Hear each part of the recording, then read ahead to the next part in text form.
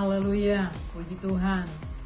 Bertemu kembali dengan saya dalam acara inspirasi dan motivasi dari Infinity Ministry dengan judul Terang di Tengah Kegelapan.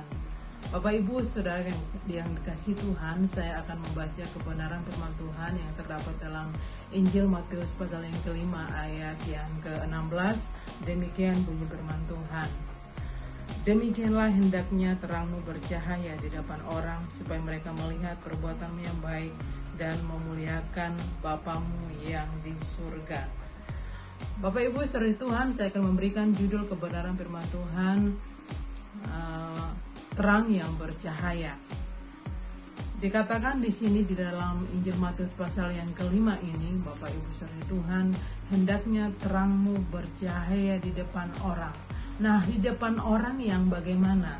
Tentunya ini akan menjadi satu pertanyaan, karena terang yang bercahaya itu berfungsi tidak di depan semua orang, tetapi terang yang bercahaya itu berfungsi di depan orang yang tinggal di dalam kegelapan.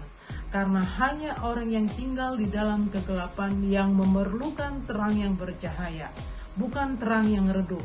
Karena terang yang redup tidak akan bisa menerangi orang yang tinggal di dalam kegelapan.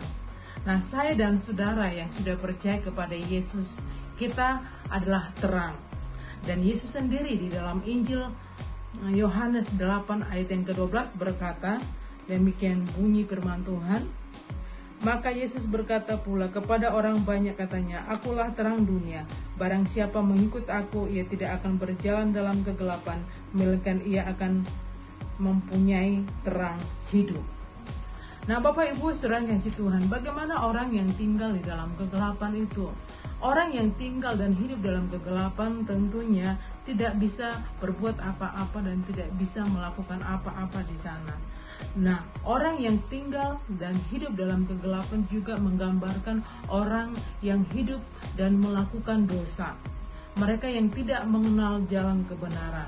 Dan mereka yang berputus asa, mereka yang kehilangan pengharapan. Itu adalah orang-orang yang tinggal di dalam kegelapan.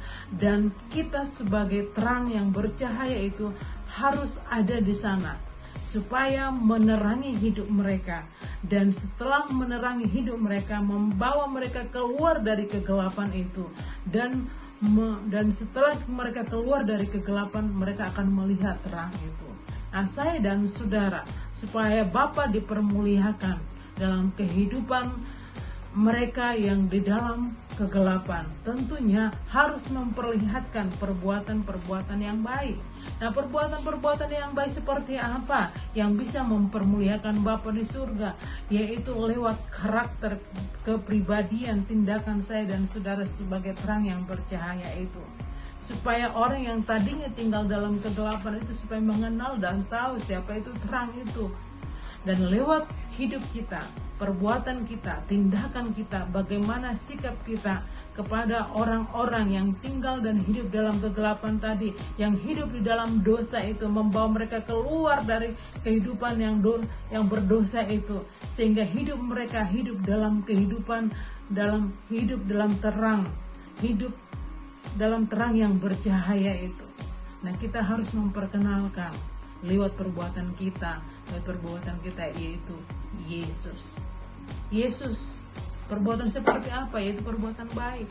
Perbuatan baik seperti apa? Mereka yang hidup memiliki buah-buah roh, yaitu apa? Kasih, sukacita, damai sejahtera, yang bisa mempengaruhi, memberikan dampak dan menolong hidup mereka keluar dari kegelapan itu.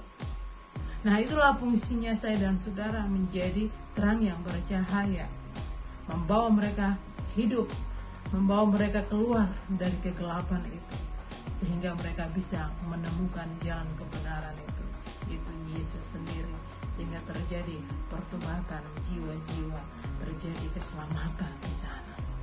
Nah, itulah fungsinya saya dan saudara harus menjadi terang yang bercahaya. Puji Tuhan. Tuhan Yesus memberkati.